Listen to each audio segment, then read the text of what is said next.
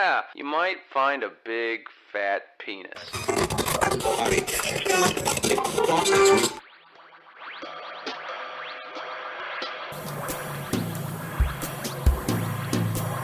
Just a minute, ladies and gentlemen. I think something is happening. This week, on the Tower of Technobabble, the meatbags discussed the exploits of Evel Knievel, beloved movies getting sequels, how the repeater finds the films up in Saving Private Ryan very similar, as only the repeater can, then discuss the crazy theories about missing planes put forth by quote-unquote news organizations that should really know better, and how the NCAA is looking out for the kids they can't make money off of. Welcome to the Tower of Technobabble. Hey guys, so I watched that first episode of the new Cosmos TV show. Oh, yeah? Ah, finally. Okay, so what do you think? How'd that go for you? It pissed me off! I'll tell you why it pissed me off. Actually, hi, Tower. This is Tower Technobabble Season 4, Episode 11. I'm the repeater. I'm Conduit. And I'm Kentucky Slim. So, And I'm pissed off! And do you know why? I'll tell you why. What is this show about? It's about some guy traveling through... It's about some guy traveling through space and time, showing how amazing, science is and the universe is. And what is he traveling in? It looks kind of like a B-wing fighter that was developed on Naboo. AKA a spaceship. He's flying around in a freaking spaceship of the imagination. Yeah, okay. Yes, exactly. Spaceship of the imagination. This is government propaganda at the worst. At its worst, because it's teaching kids that we don't need real spaceships. No, to be super cool, all you need is imagination. Ooh, yeah. Then it's like all butterfly in the sky. I can fly twice as high because I have imagination. Now, I ask you guys, listen, notice. Did you notice? The host of the show, Dr. Neil deGrasse Tyson, he was not sitting at home behind a computer screen controlling a robot probe and watching a video feed as the robot went through time and space and lakes on Titan and straight up a bear's heart. He could have been doing anything. No! Did we see Neil Tyson remote controlling a space drone from the comfort of his home to save money because it's just as good? No! He was in a freaking spaceship in space experiencing it firsthand via spaceship. An imaginary spaceship. Well, technically, he was probably in front of a green screen, but go ahead. I'm telling you, it's just, again, it's proven. It's just proven that I am so mad at Congress, at the president, at America. I mean, we're in the sorry-ass state of science because we stopped making freaking spaceships. And you know what? We need to have ships that can shrink down and we can look at bare DNA up close and personal. Or at least just, leave the planet. Look, all I'm saying is somebody get me the lyrics to the Chinese national anthem, because I might be singing it when China lands on the moon, possibly for the first time ever in human history, ? Oh, stop. Hey, okay, American Space Program, prove me wrong!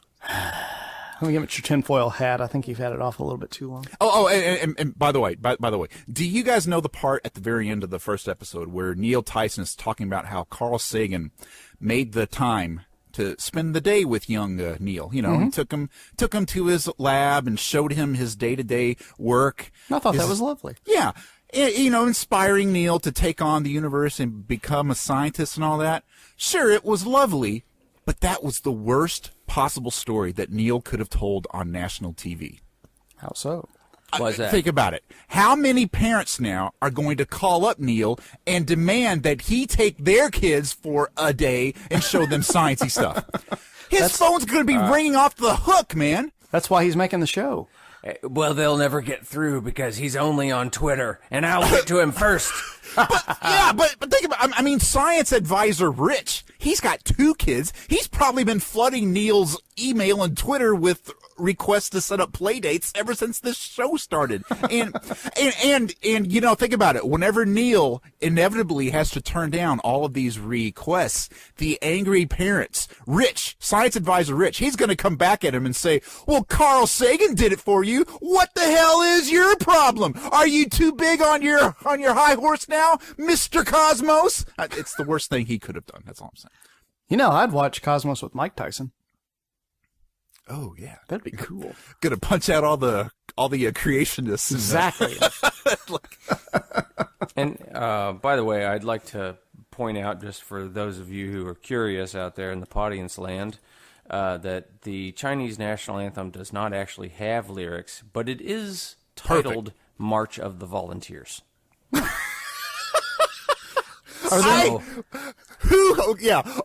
Chinese citizens, who here volunteers to get into this rocket and be shot up into space? Do we have any volunteers? And like the entire Chinese nation takes one step back, except for one guy who gets the honor of being the first man on the moon. I'm telling you, that's how it's gonna work. What's Chinese for damn it? I'll have to look that one up. Google it. Yeah, I'll guarantee you, though. I can't say it, but I probably can write it out. I'll guarantee you, though, it's probably written out on some college girl's back because she thinks it says peace and dove or something, but it actually says, Or it says peanut butter. But anyway, besides all that, I really did like Cosmos. But again, it proves we need spaceships to go out into space and experience things firsthand, not send a computer robot out. You know, I gotta say, it just I have to make this point here. It's not that we're lacking spaceships; it's that we're lacking people that say, "I want to go to there." Huh? Well, and come back. Well, not necessarily. Well, no. I counter that with, if we had spaceships, we'd be all like, hey, I want to get me some of that. We have spaceships. They just No, we aren't don't. designed to carry people. We have spaceships that are 40 years old that don't work anymore. No, we just shot up some just the other day. Yeah, there's one going to hit Pluto anytime. You and me. But that's a robot probe. It doesn't got like a astrophysicist with a cool mustache flying in It's it. still a spaceship. No, it ain't. It's Yes, it not. is. It's a glorified camera.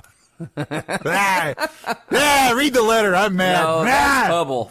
Anyway, so Just think how much better the movie Star Wars would have been if, like, Luke Skywalker had stayed on the planet Moon and was flying a jet fighter to the Death Star via remote control on a keyboard. That movie would have been so much better. all right, wasn't that the premise for Ender's Game? I haven't seen it. I don't know. Well, he was giving orders to people who were actually on spaceships far away. So Anyway, so shall we move on? Shall we move on? Might as well. We ain't going to space. Tonight on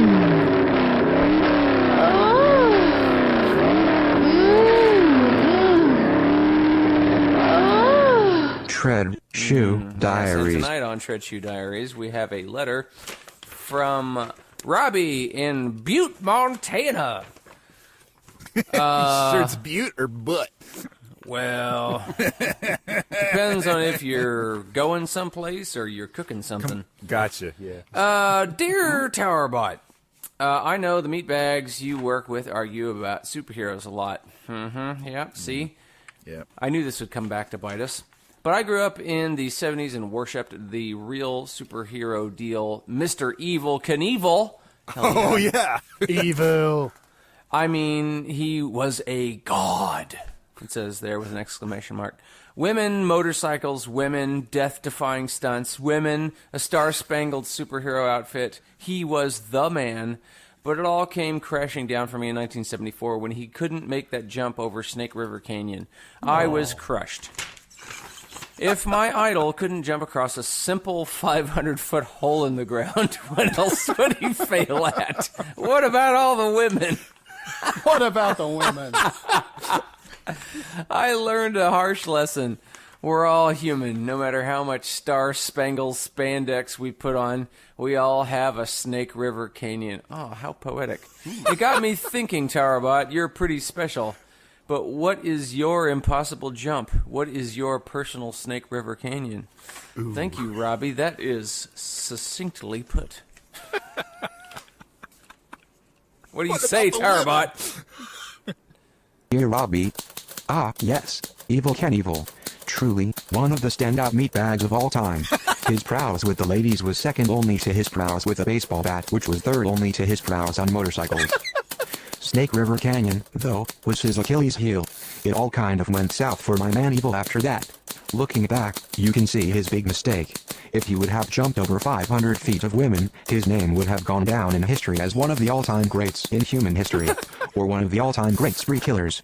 Either way, the history books would be filled with the exploits of evil. As to my own personal Snake River Canyon challenge, I'll have to start with a confession. I do wonder, at times, what it would be like to be human.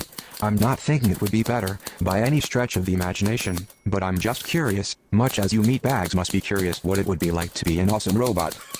So, I'm going to rise to the challenge right here and right now, and live as one of you meatbags for as long as I can take it.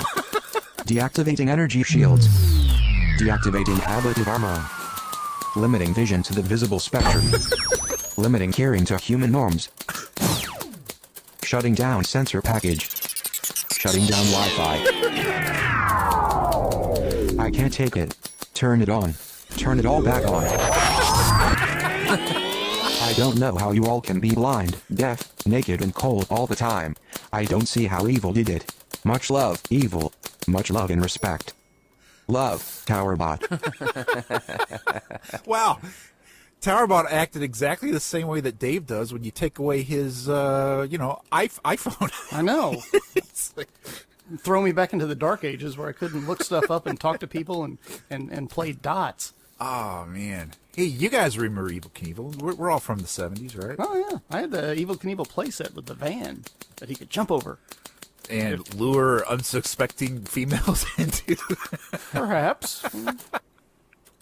It was all about the helmet. And everybody, all those ladies, they loved his helmet. Oh, God. That was a bad joke. I'm so sorry.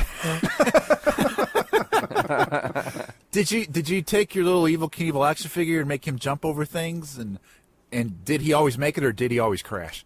Well, he had a pretty good record. I'd turn for those of you who don't remember, you would connect the motorcycle to this little thing where you would have a handle, and you'd start turning the handle, which would turn the back wheel of the bike. And then when it got to a certain speed, you'd hit the button and it'd go shooting off in whatever direction you had it pointed at most of the time. Just like Evel Knievel. Just like Evel Knievel, right. I remember I'd get that crank turning so hard, he starts to smell things starting to burn. That's when you knew you were going to get the real deal. And yes, he did have his fair share of crashes. And yes, when he was finally retired, he might have been missing a leg. But, it was fun. So did your little action figure Evel Knievel ever take a little toy baseball bat and beat up on your Star Wars guys? Or? No, he did not. There's a size disparity for one thing. That'd have been cruel. Okay. But, none of them ever pissed off Evel enough for him to take off a baseball bat and go to town. Guys, whenever I think about Evel Knievel, I think... And you do often. I do. Viva Knievel. Let's think about him now. Okay. Wow. There he goes. Like a big, majestic bird in a jumpsuit. Look at that helmet. I can see him now. Evil, dressed in clothes made out of the American flag, soaring through the air. And, guys, back in the 70s, do you guys know what else was flying through the air wearing, American flags? You know what else was back then? What? Spaceships! Spaceships were flying through the air with American flags in the 70s. Just like Evel Knievel! And now we don't have either! They're both gone! I knew there was going to be a twist. Yeah. They flew over Snake River Canyon, too. Yeah! Fairly easily, too. Sure, Space Lab crashed, but it made it over the freaking canyon, waving its flag high. Viva Space Lab's what I say. I believe you mean Skylab, sir. Oh, okay, sorry. Yes. If you're going to be ranty, get it right. Yeah, Space Lab. I think that was that TV show, right? Oh, okay. No, Space Academy. Oh, well, whatever. Which they had a lab, I'm sure, for. Yeah, it doesn't matter. We ain't got ships anymore. Space chemistry and space Space Bunsen burners. 2007.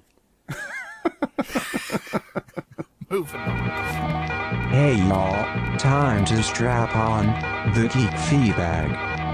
It's fun to milk her, gonna do it right now. Moo. She drinks the water when we pump her tail. Tugging the udders of geek knowledge with Milky the marvelous, Milky the cow. Saddle Up Bitches.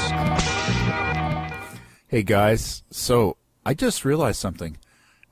It's only the three of us tonight, right? It is. Yeah. There's no Brian. There's no Dagor. No science advisor Rich. No Mark from England. It's just us, huh? No, we're stuck with each other. All I'm saying is it might get awkward. I know. Yeah. There's no buffer person though. Yeah. Because of what you're about to say, or just in general? Can't you feel the vibe? I mean, I can't now. Think about it. Think about it, guys. I started off the show screaming against my native homeland.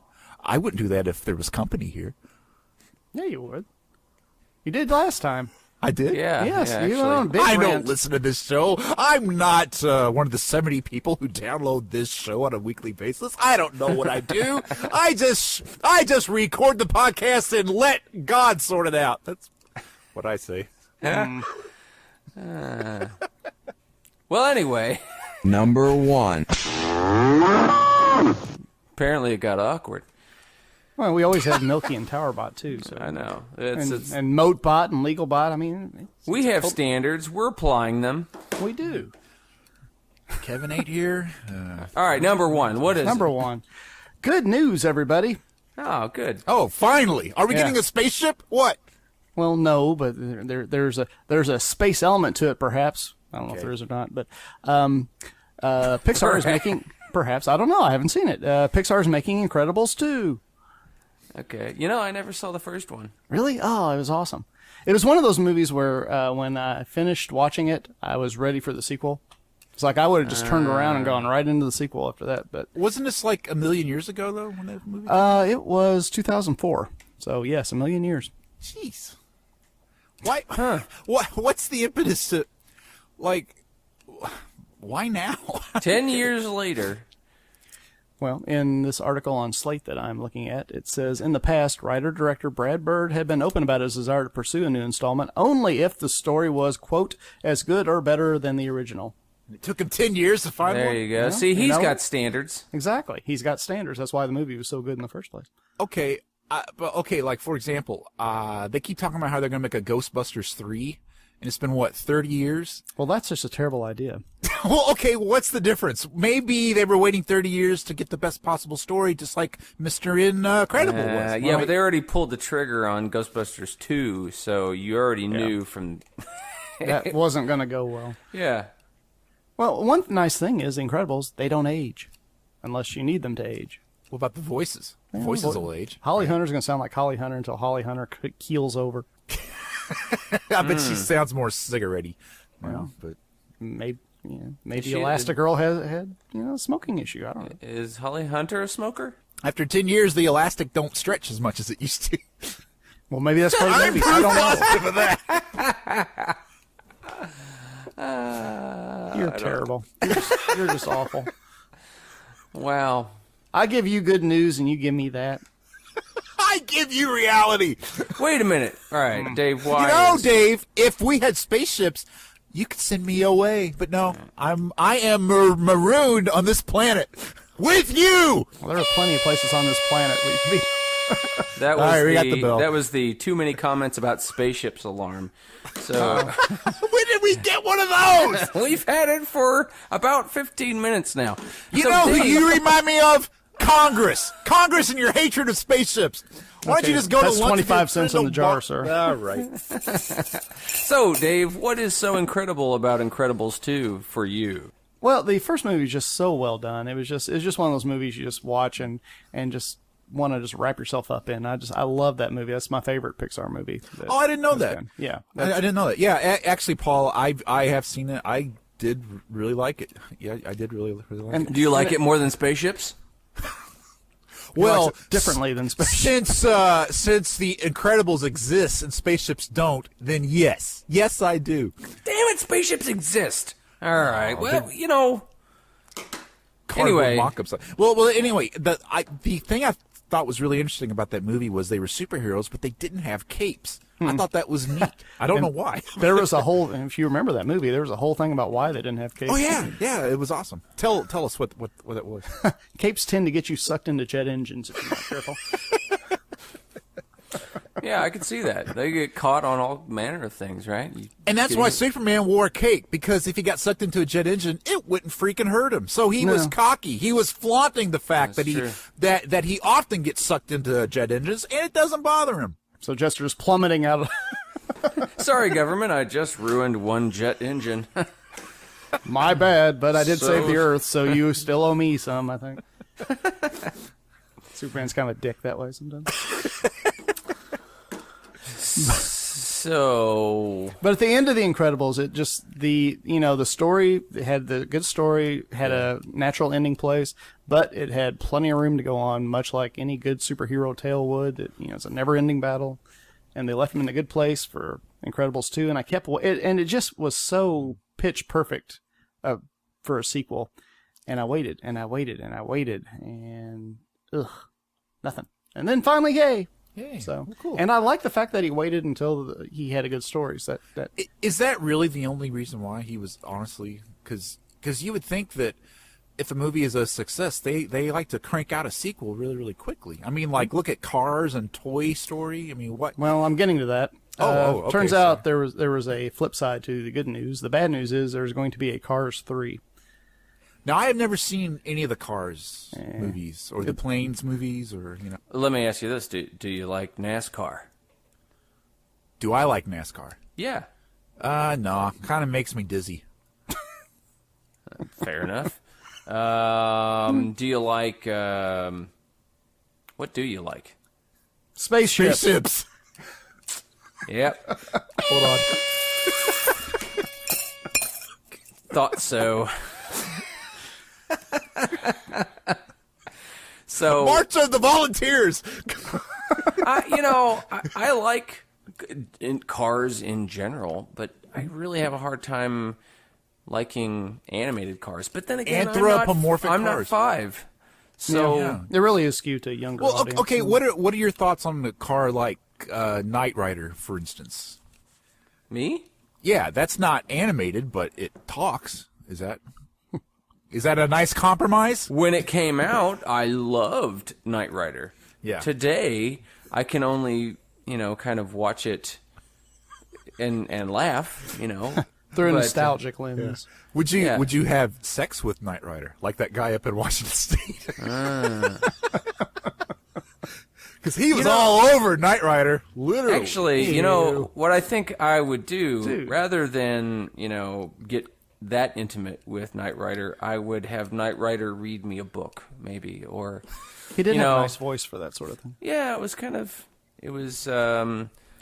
Well, he is getting on in years, so he could read you a story and give you a little Whirlers butterscotch, whatever. Michael, have some of my fine candy. It's sugar-free. So let me ask you guys something. Has Pixar, now granted I've not seen the Cars, it may suck, has Pixar made a bad movie? They have an amazing record. They really do. They've had a couple of misfires, but... such as? I don't think Monsters University did great. Really? I don't think it did. I thought it was pretty funny. Well, I'm not saying it wasn't a good movie, but I'm just saying they've had a track record of hitting hit after hit after hit. Yeah. I mean, you mean hit with the critics, or? Well, both. Their audience. Yeah, everybody loves them. Yeah. And the thing that I think is interesting is people don't love them because the animation is good. I mean, granted, the animation is amazing, but that's not why people love them. People love them because of the stories and the characters. Oh, yeah. So you think that story and character would be something that could be in any type of movie, from animated to live action. But Pixar seems to always have the story and the characters, despite their amazing effects. And I'm wondering, do they have like a in-house writing team or something? Well, there's books being written about how great Pixar is and why they're so good. But they have a really good process. They have good people. They don't micromanage. I mean, it's just basically the perfect place for people to make movies. and it was designed to be that. And so it's designed by people who have had bad experiences in the past to come in and just be free to do what they're going to do and to collaborate with each other. I mean, there's just a freedom that Pixar has that a lot of companies are trying to examine and see how they do it. I would love to take a tour of Pixar Studios. I don't even want to work for them. I just want to go there and see it. Yeah, that would be pretty cool. Apparently that's a thing, to actually be there. I want to meet Nemo. Yeah. Yes, good. I would like to meet Nemo. Damn it. In his digital ocean. I'm sorry, if you didn't shed a bit of a tear the first 10 minutes of Up, then you're just dead inside. Oh, I can never watch that movie again. I know. I exactly loved that movie. It was awesome. awesome. I know, but they just came up and cold cocked you with that. I know. I was not prepared for the emotional bludgeoning I got from the first part of that movie. It's like that in Saving Private Ryan. The first part of the movie is so intense, I can never watch it again for very different reasons. That's true. Yeah, that's a good point. You could skip over that bit of it, but I was not expecting that. So I mean, that's the thing. It's it's aimed for kids, but it's got such a good story that Yeah. So good. I, for one, am on board for The Incredibles 2. Well, good. I'm glad. Pip pip. Yeah. Number 2. Well, we're not going to laugh at the actual event which is going on right now, and of course, I'm talking about the missing Malaysia Airlines Flight 370, and which is of Thursday, March 20th. It's still missing. It is still missing. They think they may have found some floating something or other in a satellite picture, but they don't know what it is. It could be bits of plane. It could be bits of a cargo ship that dumped something. It could be bits of trash. They don't know. As of right now, it is still missing. And for people in the future who may not know what's going on, we're talking about this Malaysia Airlines Flight 370. It was a passenger flight that left Kuala Lumpur in Malaysia on March 8th, 2014, and about 90 minutes later, it disappeared. And it was on its way to Beijing. And the disappearance launched this international search effort, which is, I think it's the largest ever.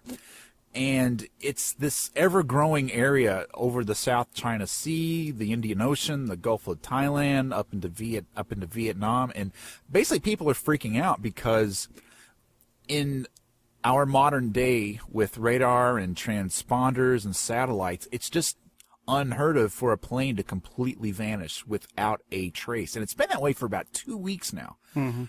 And so because the circumstances surrounding this plane is so bizarre, like they can't find anything. They cannot find a single clue that is giving them an idea of even where to look. I mean, right now, they are searching a search area bigger than the continental United States. That's a lot of water. And a lot of it's over water. So yeah. So people are just... So I don't want to make light of the very real tragedy of the... I think it's 239 people that are missing. I'm not making light of that. What I would like to question is the reaction that some parts of the world are having to this, because it's so bizarre in modern days for a plane like this to just vanish, that people are coming up with all kinds of, let's just say, crazy town reasons about what could have happened. And I just want to read you guys a perfect example of this. It's a column. It's a short column.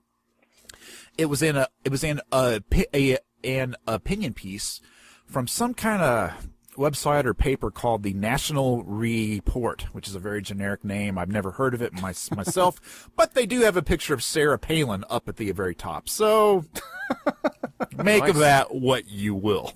So locked and loaded, sir. Locked and loaded. Anyway, I just want to read this to you guys, and I was just blown away by the confidence the writer had in their firm belief of what actually happened. I mean, they are confident. Okay. I have no information, but here I am. Yes, okay. The opinion piece starts. Since 1947, our government has been lying to us about aliens. Everyone sees them. UFOs are everywhere, in every nation. They are a threat to our sovereignty as a nation and as a world. Now, an entire airplane has vanished into thin air. Malaysia Airlines Flight carrying 239 souls lost contact with air traffic control and disappeared, heading to Beijing, China from Kuala Lumpur. There were no reports of bad weather, no sign of why the plane would have vanished from radar almost an hour after it took off. There are reports of no wreckage has been found. Where did the plane go? There's only one possible answer. Aliens. Right. Now, the writer goes on to say, aliens have been abducting ships and planes in the Bermuda Triangle for as long as civilized people have been sailing those seas. Could aliens have decided to abduct yet another plane from a different place? We are not ruling out any possibilities, says a Malaysian Airlines spokesman. So that would obviously mean aliens is a possibility. Yeah, I bet they ruled out some possibility. Was this the alien guy with the crazy hair? Actually, it's a little old lady, about 80 years old. Her name is Susan B. Xenu. Xenu. Oh. Sounds like she's just got an axe to grind. She's probably also a breatharian, too, isn't she? Now, here's my favorite part. It is being reported that at least 2 people have stolen passports, blah, blah, blah. Both men reported that Thailand is known. Okay, according to their form, both men reported their passports stolen. There were no indications of sabotage nor claims of terrorist attack.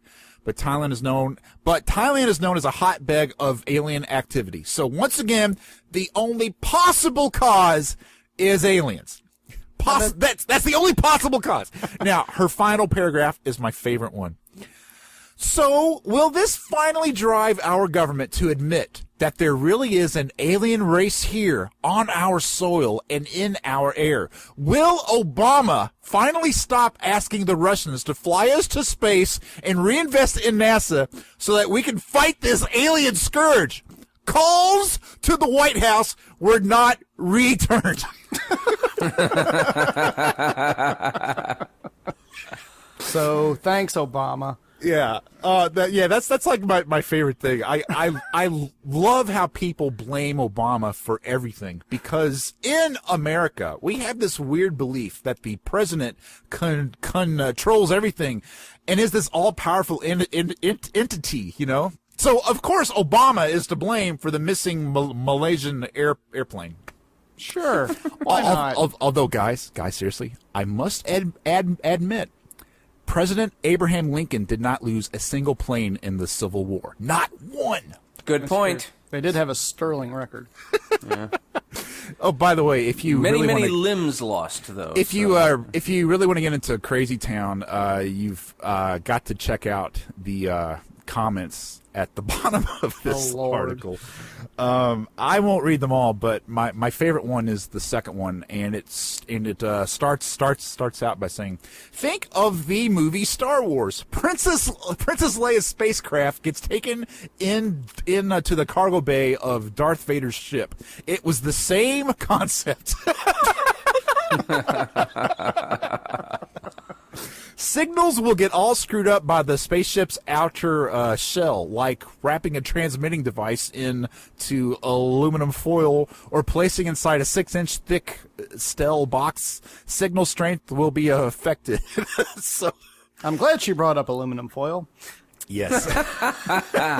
Well, it reminds me of that. We were actually discussing it on Facebook today. Actually, the CNN panel that was discussing this whole disappearance and the anchor that was leading the program said, "Oh, well, there's been, concern that maybe there's some sort of conspiracy involving, UFOs or, whatever." And he says, I know that sounds preposterous.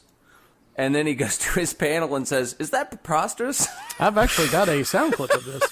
You do? I do. Oh, perfect. I've got 2 sound clips. The guy you're thinking of is, his name is Don Lemon, and he is the host of the primetime weekend edition of CNN Newsroom.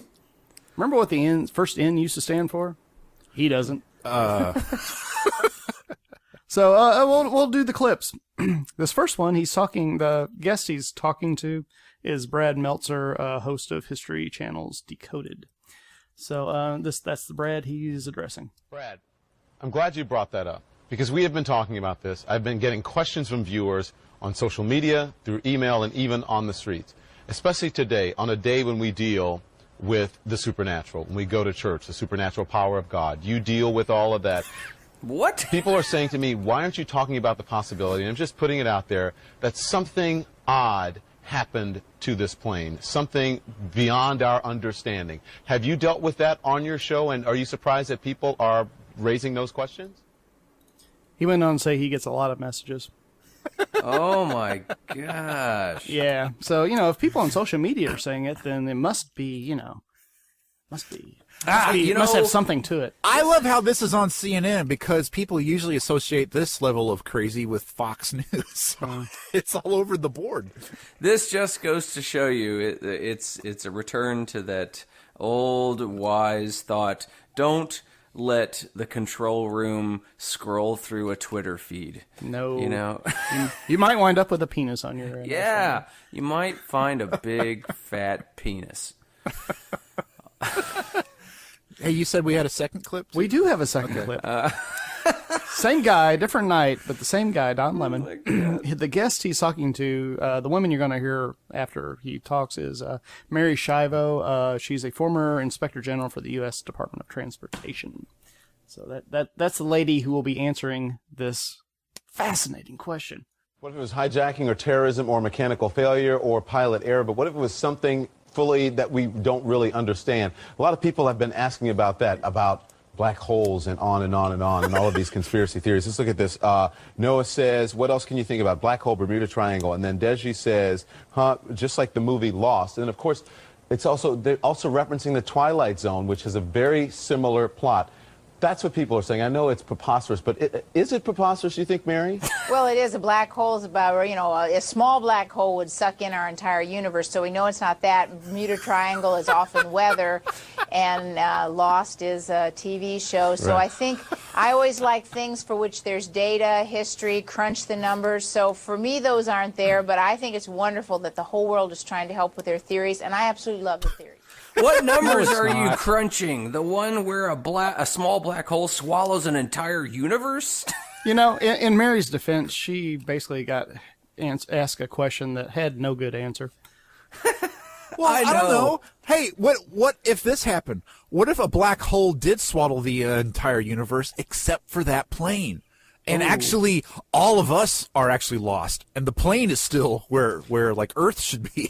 Well, now see, that would make a great Twilight Zone episode. Yeah. I am writing this down, and I'm not going to credit you, so don't worry about that. Good, because I don't like paperwork at all. So No paperwork. I am just taking this idea. Well, this just shows how, again, I'm just going to put it out there. We need spaceships, because if we had spaceships. Put some money in. All right. Know the rules. If we had, ships of space with which to travel, we would be, up in space, and we would notice that, hey, there aren't any UFOs, so it probably wasn't aliens that took this airline. And if we had spaceships, we could probably fly right over the ocean and spot the plane. Okay. He just brought a roll of quarters, man. It's not going to work. Well, listen. Anyway, I do want to hit this really quick too, because of all the hoo-ha and catawampus and gnashing of teeth about what happened. About what happened to this missing plane. I read this really great article in Live Science, which is one of my favorite sites, and it was talking about how there are 5 or 6 other mysterious airplane disappearances, and how people and their flying machines have actually been disappearing into thin air since the 1800s. And one of the earliest was in 1856, when an awning salesman who was a balloonist as a hobby, he took off from Havana, Cuba, and was never seen again because his balloon flew into the Bermuda Triangle, obviously. So. Obviously, yeah. Oh, yeah. It had nothing to do with it being over water. No, nothing. All the steam-driven UFOs probably took it. All the steampunk aliens came and got him. Can we see a cool balloon? Woo! Woo! So he was the first guy to ever unsuccessfully try to leave Cuba and get to America.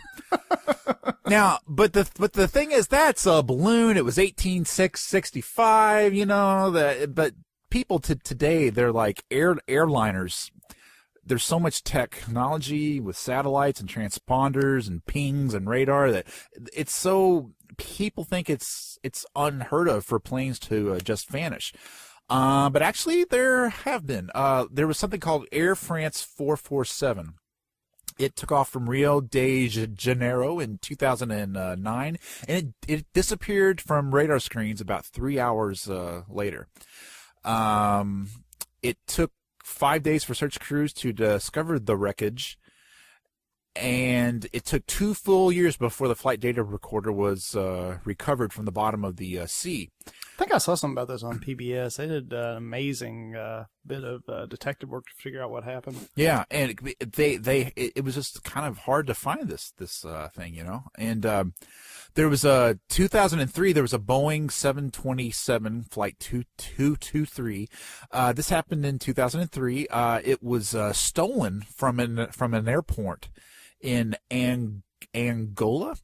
Let's see. It was formerly an American Airlines passenger jet, and the plane was being leased to this Angolan airline, and which had been grounded for financial reasons. It's believed by some that an American mechanic was on board when the airplane taxied down the runway and took off. The plane and the mechanic have never been heard from since. So he just scored a free airplane, is what he did. Basically, yeah. And, you know, there's all kinds of conspiracy theories about this one, but it's never been found. Let's see. There was the Ganian Air Force Flight 571. This happened in 1972. It was a chartered flight carrying 45 people from Uruguay to Chile.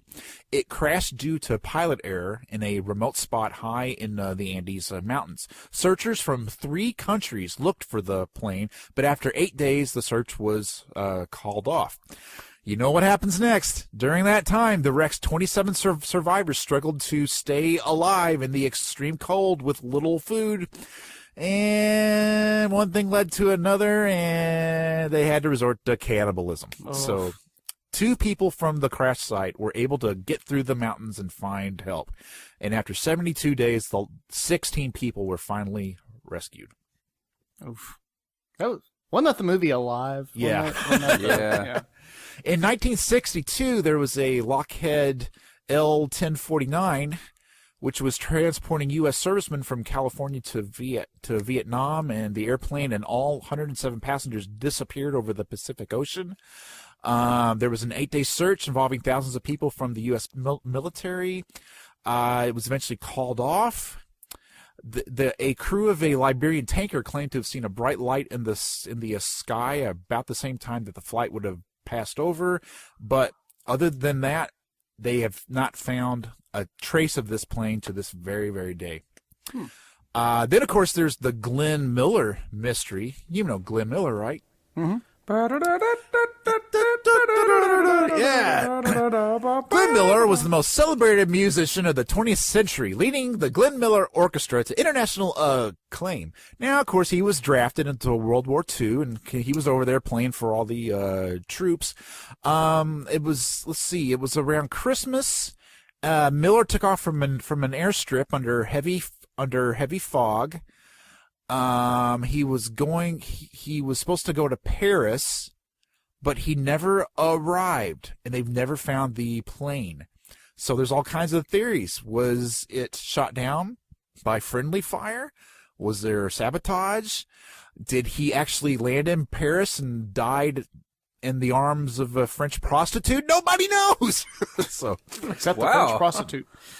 That's my favorite one. And let's see, number 6. In 1950, Northwest Airlines Flight 2501 disappeared as it flew over Lake Michigan. Ooh. Yeah. It's not just over the ocean. There were 58 people on board, and the plane seemed to vanish from thin air, and neither the plane nor any passengers were ever found. And that was over Lake Michigan. So you compare Lake Michigan to the Indian Ocean, and they got a big job in front of them. Still a mess of water, and not a very big plane when you really come down to it. Yeah. The Earth is a big place. Yeah. So anyway, we're all hoping that someday the last chapter for all of these missing planes will be written and history can have closure. Unlike Oceanic Flight 815, that freaking thing dragged out for 7 long years, and we still had zero closure at the end. Oh, we did. You just didn't like it. No, we didn't. We had nothing. Nothing. I'll save you guys a lot of time. They were all dead. God. Number 3. I'm talking about the TV show Lost, not reality. Go. Spoilers. Well, hey, I want to lighten the mood a little bit. Can I do sports radio? Can I please? Like, trying to be all alpha male is this on the us? part where you pretend to be like a sportscaster? Or? No, it's sports radio. Let's do sports radio. I don't know anything about sports. I actually know more about superheroes than I know about sports. Are you saying we're actually converting the show right now into sports Right radio? now. Here we go. You got to put some money into the sports jar if you're going to do that. Aha. Hey, you're listening to Scott and the Two Germans on the mighty WTOT. Jawohl! It's our annual trip to Bracketville, so settle in for 4 days of back-to-back round ball, baby. Stop your grinning and hide your linen because we're going to be breaking down the West, the South, the Midwest, the East, and we're going to tell you why your picks are wrong and you were stupid for even thinking that. But first, we're going to check in with Chopper Mike on the WTOT Eye in the Sky. Mike, what's it look like down there on the first day of March Madness? Yeah, Scott, it's crazy down there. It looks like it's March Madness. Everybody's out of their cars, bouncing around a beach ball, just like in the movie Traffic Jam. Back to you, Scott. Thanks, Mike. I've been jawing long enough. Let's throw it to the Germans. How did you all fill out your brackets? What? Well, How'd you fill out your brackets? Come on, it's March Madness. Fill out your brackets. Every office has a bracket. there was a pool at work, and Yeah. it was like $5. I put down the Cincinnati Reds to win the whole thing. That's adorable. That's just adorable. Look, I know nothing about sports and basketballs and their home runs and all that, but I at least I live in this country, and we know of at least 2 people from a different land who listen to this. They may not know what the NCAA tournament is. Could you give a brief kind of summary about what this is and what March Madness is? You bet, German. Jawohl! Is he German 1 or German 2? Whoever calls it first gets it. German 2. Wow, you are not an alpha male. Wow. I want no responsibilities at all. I'll take second place. I'll be your understudy. I'm very happy with just standing in the back and letting someone else. Everybody knows that first German gets to commit suicide in a bunker. German 2 has to stand trial. I'll be your Ava Braun Paul Muller. Okay, for those outside the continental U.S. Every year in March, there's a championship of our college basketball teams, and there's a bracket, and 64 teams are chosen to fight. And the first 2 days, there are 32 games played, and it narrows down until there's finally a championship game, and one team is crowned king of the ball. And whenever we say bracket, we mean like it's like this big graph, and it's got all the teams matched up against who's going to play who, and whoever wins, and it kind of keeps going until there's one person, and it's a bracket. It's this thing where everybody in the freaking country, except for me and Paul, fill out these brackets and then wager money on it. And like office pools have this, churches, hospitals, nursery schools even have this stuff going on. It's great fun. It's madness, if you will. It's madness. Madness. But the nice thing is like I have 32 games where I can root for somebody. Usually it's like if let's pull this out here. Let's see. Say Texas and Arizona State go to ball, I usually don't care. But I've got Arizona State going to the next round, so I'm really pulling for Arizona State. Go Arizona State mascots. Yay. Which is ludicrous because you live in Indiana, which is on the other side of the planet from Arizona. That's what makes this awesome. And I actually I work from home, so I haven't been able to get in the pool for several years, but this year I actually did. I'm not saying who, I'm not saying why, but I did. Why is there cause for concern? Well, the NCAA, the National Collegiate Athletics Association, is the ruling body on collegiate sports at this level. And they have a very strict no gambling policy, which makes sense if you're, well, it makes sense if you're a player or, connected to the game or something. But, yeah, they asked, it actually says here on their, they have a official policy. And it was conducted in QA fashion on NCAA.org. We'll link to this. Does the NCAA really oppose harmless, small-dollar bracket office pool for men's Final Four? The answer is yes! Exclamation point. Office pools of this nature are illegal in most states. The NCAA is aware of pools involving $100,000 or more in revenue. Worse yet, the NCAA has learned that these types of pools are often the entry point for youth to begin gambling. Fans should enjoy following the tournament and filling out a bracket just for the fun of it, not for the amount of money they could possibly win. It's like Plinko. Yeah. But aren't they teaching everyone who uses the bracket how to deal with disappointment when you inevitably lose? And it's a learning experience, right? Well, this is so hypocritical. This is why this is horseshit. Okay. There are millions of dollars. Yeah, thank you.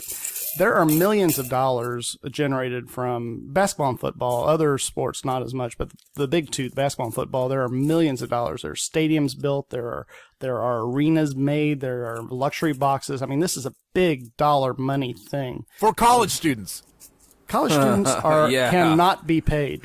They cannot earn a cent. And yet their tuition seems to keep going up. Yeah. The thing is, yes, some of them might get a scholarship, and in the smaller sports, that's probably not the case. But the thing is, especially during the season, a basketball player cannot have another job. I mean, this is a full-time job plus school. I mean, there's no time for anything else. So, I mean, they have no money for pizza. I mean, that's just kind of the deal unless they get it from home. So, I mean, a lot of people said there should be a stipend for college sports players. It's like, and nothing major, but just like, $250 a week or something. Because you're generating millions of dollars for this organization, for your university and for the NCAA, who... It totally is a double standard. Yeah, it's... I mean, it would not kill them to do that.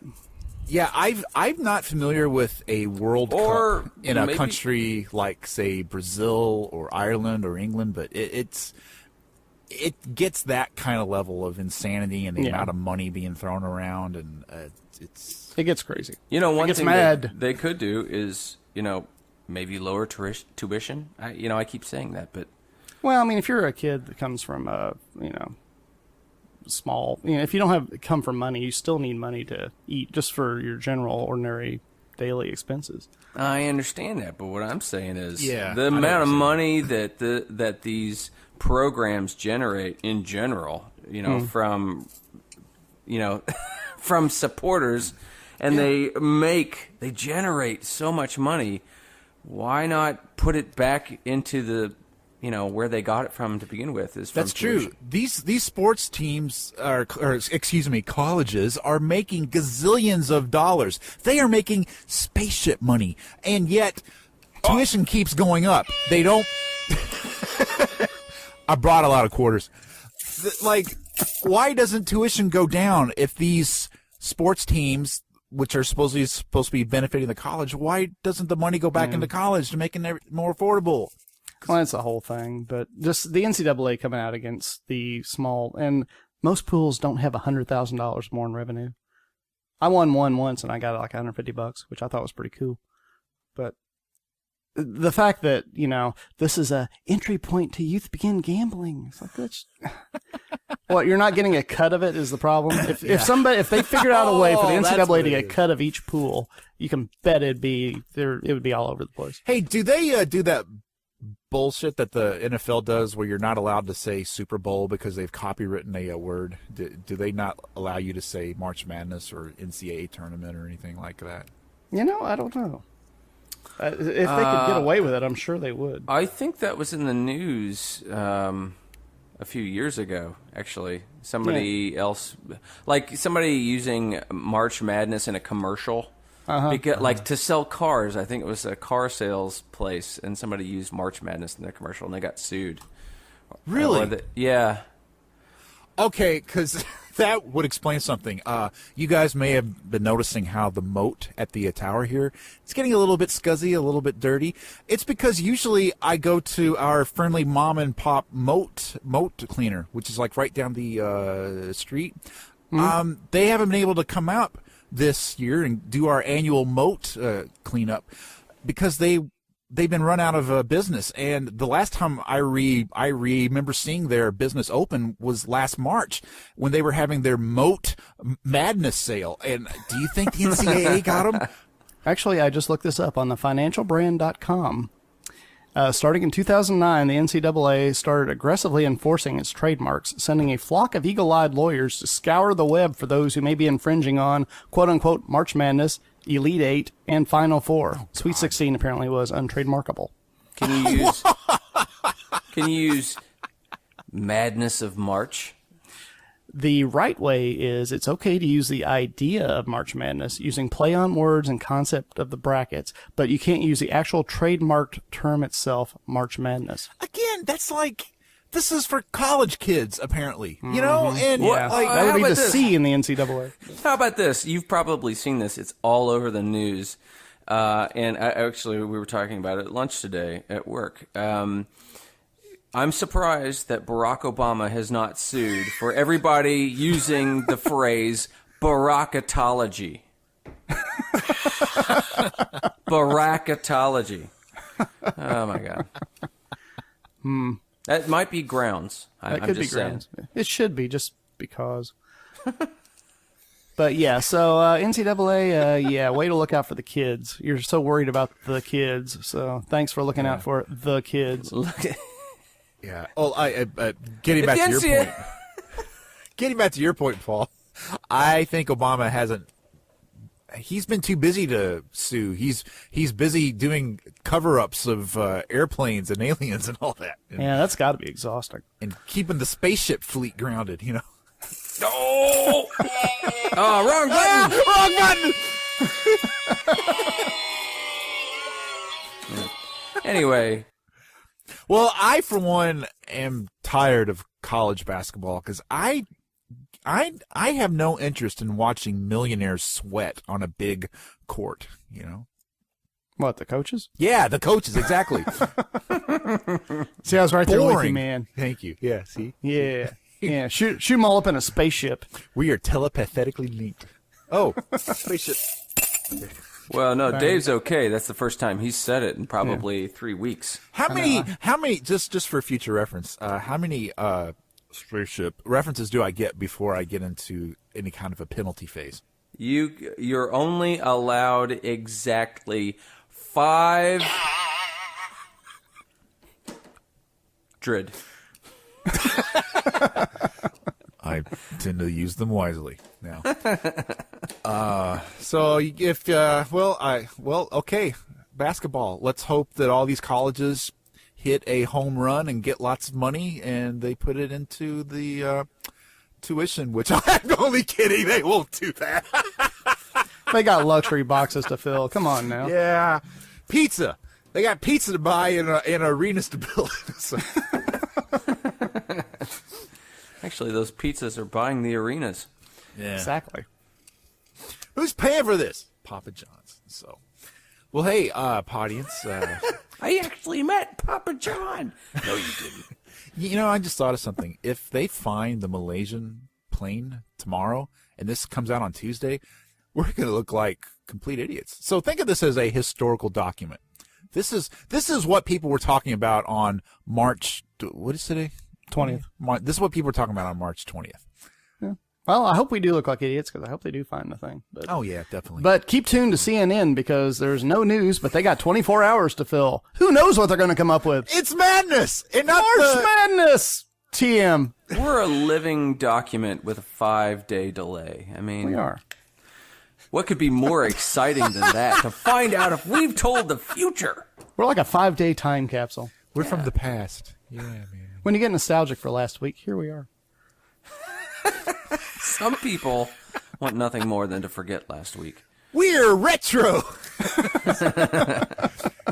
So if you want to write to us in real time, you can send us an email at towergram@gmail.com. Ask Towerbot a question. Towerbot's got lots of answers, and no one likes to give them out more than our Towerbot. He's insane about it. Towerbot, where do babies come from? Oh, don't make him get the PowerPoint presentation. Oh. I haven't been able to look at a lady the same way since. Yeah. It's probably a lot like Towerbot's Twitter feed. Towerbot's laser pointers tend to hurt more than the average person. Well, they're set to high power. So. Yeah. Don't let them linger on you. That's all I have to. Yeah. Well, if you'd like to leave a message for him, you can call him at 502-286-9372 or 502-2-TOWER-2. Or you can talk to us, too, if you... No, just... I've given up at this point. We know we're not as interesting. So just direct your email and your phone calls directly to Towerbot. We're like William Shatner. We just gave up and said Spock's a star. Fine. But I want to direct. You get the 5th movie, Bill. I want... Hope you carbon-based units enjoyed this episode. If you did, do us a solid and rate us on iTunes. If you'd like to spout a half or fully baked opinion, email us at towergram@gmail.com or call us at 502-286-9372 or 502-2-TOWER-2. Tower of Technobabble is sponsored by Panorama Creative Group. Y'all come back now, you hear?